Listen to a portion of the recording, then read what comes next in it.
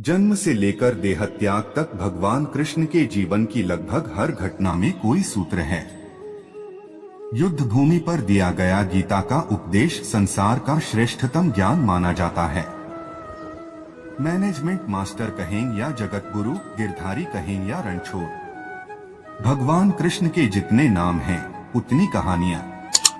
जीवन जीने के तरीके को अगर किसी ने परिभाषित किया है तो वो कृष्ण हैं। कर्म से होकर परमात्मा तक जाने वाले मार्ग को उन्हीं ने बताया है। संसार से वैराग्य को सिरे से नकारा, कर्म का कोई विकल्प नहीं, ये सिद्ध किया। कृष्ण कहते हैं, मैं हर हाल में आता हूँ, जब पाप और अत्याचार का अंधकार होता है तब भी, जब प्रेम और भक्ति का उजाला होता है तब भी। दोनों ही परिस्थिति में मेरा आना निश्चित है। मैनेजमेंट मंत्र 10 बातें जो कृष्ण के जीवन को बनाती है महानतम। जीवन प्रबंधन के लिए सबसे श्रेष्ठ सूत्र। 4 वर्ष पहले, जन्म से लेकर देहत्याग तक भगवान कृष्ण के जीवन की लगभग हर घटना में कोई सूत्र है। युद्ध भूमि पर दिया गया गीता का उपदेश संसार का श्रेष्ठतम ज्ञान माना जाता है। मैनेजमेंट मास्टर कहें या जगत गुरु, गिरधारी कहें या रणछोड़, भगवान कृष्ण के जितने नाम हैं उतनी कहानियां। जीवन जीने के तरीके को अगर किसी ने परिभाषित किया है तो वो कृष्ण हैं। कर्म से होकर परमात्मा तक जाने वाले मार्ग को उन्हीं ने बताया है। संसार से वैराग्य को सिरे से नकारा, कर्म का कोई विकल्प नहीं, ये सिद्ध किया। कृष्ण कहते हैं, मैं हर हाल में आता हूँ, जब पाप और अत्याचार का अंधकार होता है तब भी, जब प्रेम और भक्ति का उजाला होता है तब भी। दोनों ही परिस्थिति में मेरा आना निश्चित है। वैसे तो कृष्ण का संपूर्ण जीवन ही एक प्रबंधन की किताब है, जिसे सैकड़ों हजारों बार कहा सुना जा चुका है। कुरुक्षेत्र में 2 सेनाओं के बीच खड़े होकर भारी तनाव के समय कृष्ण ने अर्जुन को जो ज्ञान दिया वो दुनिया का श्रेष्ठतम ज्ञान है। गीता का जन्म युद्ध के मैदान में 2 सेनाओं के बीच हुआ। जीवन की श्रेष्ठतम बातें भारी तनाव और दबाव में ही होती हैं। अगर आप दिमाग को शांत और मन को स्थिर रखने की कोशिश करें तो सबसे बुरी परिस्थितियों में भी आप अपने लिए कुछ बहुत बेहतरीन निकाल पाएंगे। ये कृष्ण सिखाते हैं। गीता पढ़ने से पहले अगर इसी बात को समझ लिया जाए तो गीता पढ़ना सफल हुआ। कृष्ण का जीवन ऐसी ही बातों से भरा पड़ा है, जरूरत है नजरिए की। उनका जीवन आपके लिए माइथोलॉजी का एक हिस्सा मात्र भी हो सकता है और आपका पूरा जीवन बदल कर रख देने वाला ज्ञान भी। आवश्यकता हमारी है, हम उनके जीवन से लेना क्या चाहते हैं। कृष्ण मात्र कथाओं में पढ़ा या सुना जाने वाला पात्र नहीं है, वो चरित्र और व्यवहार में उतारे जाने वाले देवता हैं। कृष्ण से सीखें कैसे जीवन को श्रेष्ठ बनाया जाए। 10 बातें हैं जो अगर व्यवहार में उतार ली तो सफलता निश्चित मिलेगी।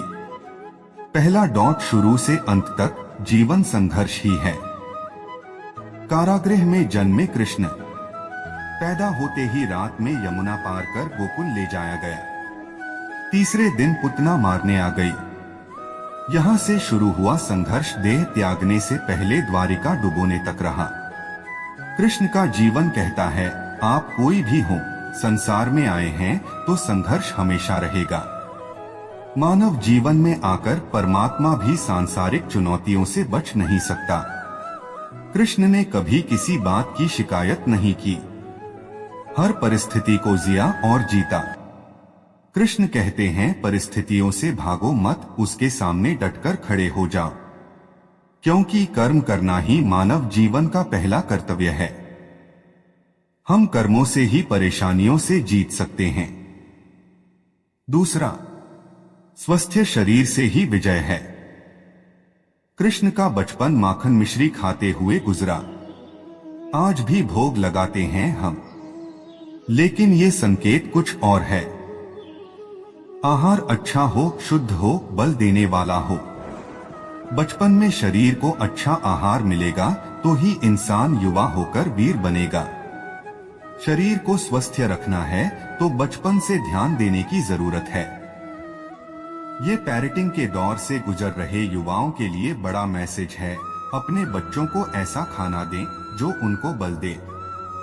सिर्फ स्वाद के लिए ही ना खिलाएं, तभी वे बड़े होकर स्वयं को और समाज को सही दिशा में ले जा पाएंगे।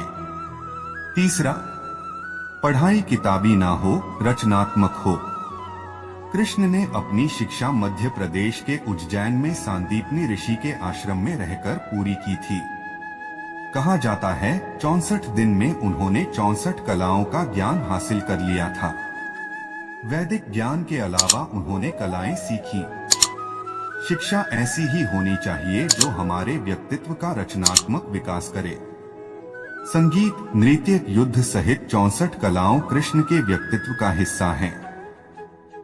बच्चों में कोरा ज्ञान ना भरें, उनकी रचनात्मकता को नए आयाम मिले, ऐसी शिक्षा व्यवस्था हो। चौथा, रिश्तों से ही जीवन है, बिना रिश्तों के कुछ नहीं। कृष्ण ने जीवन भर कभी उन लोगों का साथ नहीं छोड़ा जिनको मन से अपना माना।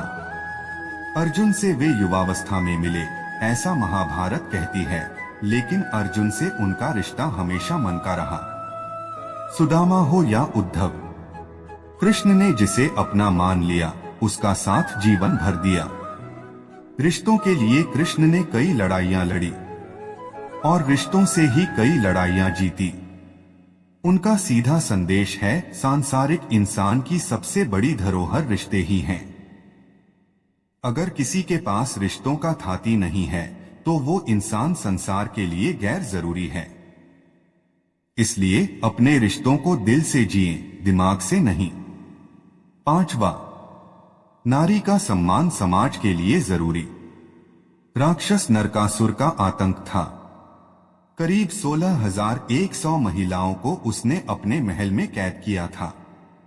महिलाओं से बलात्कार में उसे सुख मिलता था। कृष्ण ने उसे मारा, सभी महिलाओं को मुक्त कराया, लेकिन सामाजिक कुरीतियां तब भी थीं। उन महिलाओं को अपनाने वाला कोई नहीं था। खुद उनके घर वालों ने उन्हें दूषित मानकर त्याग दिया। ऐसे में कृष्ण आगे आए, सभी 16,100 महिलाओं को अपनी पत्नी का दर्जा दिया।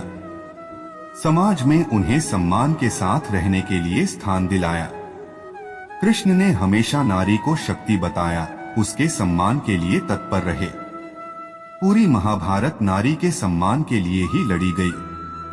सो आप कृष्ण भक्त हैं तो अपने आसपास की महिलाओं का पूरा सम्मान करें। कृष्ण की कृपा पाने का ये सरलतम मार्ग है।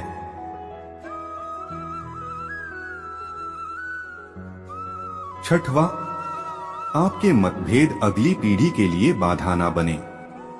कम ही लोग जानते हैं कि जिस दुर्योधन के खिलाफ कृष्ण ने आजीवन पांडवों का साथ दिया, उसकी मौत का कारण भी कृष्ण की कूटनीति बनी।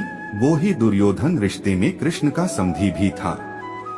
कृष्ण के पुत्र सांब ने दुर्योधन की बेटी लक्ष्मणा का अपहरण करके उससे विवाह किया था, क्योंकि लक्ष्मणा सांब से विवाह करना चाहती थी, लेकिन दुर्योधन खिलाफ था। सांब को कौरवों ने बंदी भी बनाया था। तब कृष्ण ने दुर्योधन को समझाया था कि हमारे मतभेद अपनी जगह हैं, लेकिन हमारे विचार हमारे बच्चों के भविष्य में बाधा नहीं बनने चाहिए। दो परिवारों के आपसी झगड़े में बच्चों के प्रेम की बलि न चढ़ाई जाए। कृष्ण ने लक्ष्मणा को पूरे सम्मान के साथ अपने यहाँ रखा।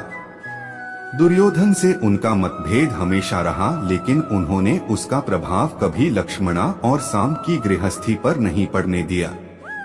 सातवां, शांति का मार्ग ही विकास का रास्ता है। कृष्ण ने महाभारत युद्ध के पहले शांति से समझौता करने के लिए पांडवों और कौरवों के बीच मध्यस्थता की। हालांकि दोनों ही पक्ष युद्ध लड़ने के लिए आतुर थे, लेकिन कृष्ण ने हमेशा चाहा कि कैसे भी युद्ध टल जाए। झगड़ों से कभी समस्याओं का समाधान नहीं होता है। शांति के मार्ग पर चलकर ही हम समाज का रचनात्मक विकास कर सकते हैं। कृष्ण ने समाज की शांति से मन की शांति तक दुनिया को ये समझाया कि कोई भी परेशानी तब तक मिट नहीं सकती जब तक वहां शांति ना हो, फिर चाहे वो समाज हो या हमारा खुद का मन। शांति से ही सुख मिल सकता है, साधनों से नहीं। 8वां, हमेशा दूरगामी परिणाम सोचें। महाभारत में जुए की घटना के बाद पांडवों को वनवास हो गया। कृष्ण ने अर्जुन को समझाया कि ये समय भविष्य के लिए तैयारी करने का है। महादेव शिव, देवराज इंद्र और दुर्गा की तपस्या करने को कहा। कृष्ण जानते थे कि दुर्योधन को कितना भी समझाया जाए, वो पांडवों को कभी उनका राज्य नहीं लौटाएगा। तब शक्ति और सामर्थ्य की जरूरत होगी। कर्ण के कुंडल कवच पांडवों की जीत में आड़े आएंगे, ये भी वे जानते थे। उन्होंने हर चीज पर बहुत दूरगामी सोच रखी। कोई भी फैसला तात्कालिक आवेश में नहीं लिया। हर चीज के लिए आने वाली पीढ़ियों तक का सोचा। यही सोच समाज का निर्माण करती है। 9वां, हर परिस्थिति में मन शांत और दिमाग स्थिर रहे। पांडवों के राजसूय यज्ञ में शिशुपाल कृष्ण को अपशब्द कहता रहा। छोटा भाई था लेकिन मर्यादाएं तोड़ दी। पूरी सभा चकित थी, कुछ क्रोधित भी थे, लेकिन कृष्ण शांत थे, मुस्कुरा रहे थे। शांति दूत बनकर गए तो दुर्योधन ने अपमान किया। कृष्ण शांत रहे। अगर हमारा दिमाग स्थिर है, मन शांत है, तभी हम कोई सही निर्णय ले पाएंगे। आवेश में हमेशा हादसे होते हैं, ये कृष्ण सिखाते हैं।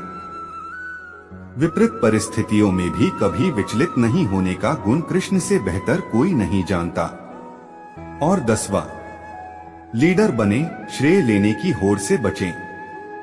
कृष्ण ने दुनिया भर के राजाओं को जीता था। जहां ऐसे राजाओं का राज था जो भ्रष्ट थे, जैसे जरासंध, लेकिन कभी किसी राजा का सिंहासन नहीं छीना।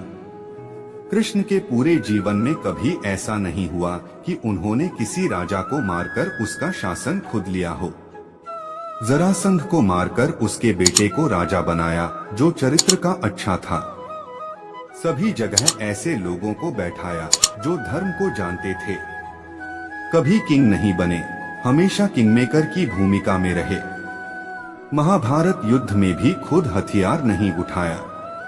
पूरा युद्ध कूटनीति से लड़ा, पांडवों को सलाह देते रहे, लेकिन जीतने का श्रेय भीम और अर्जुन को दिया।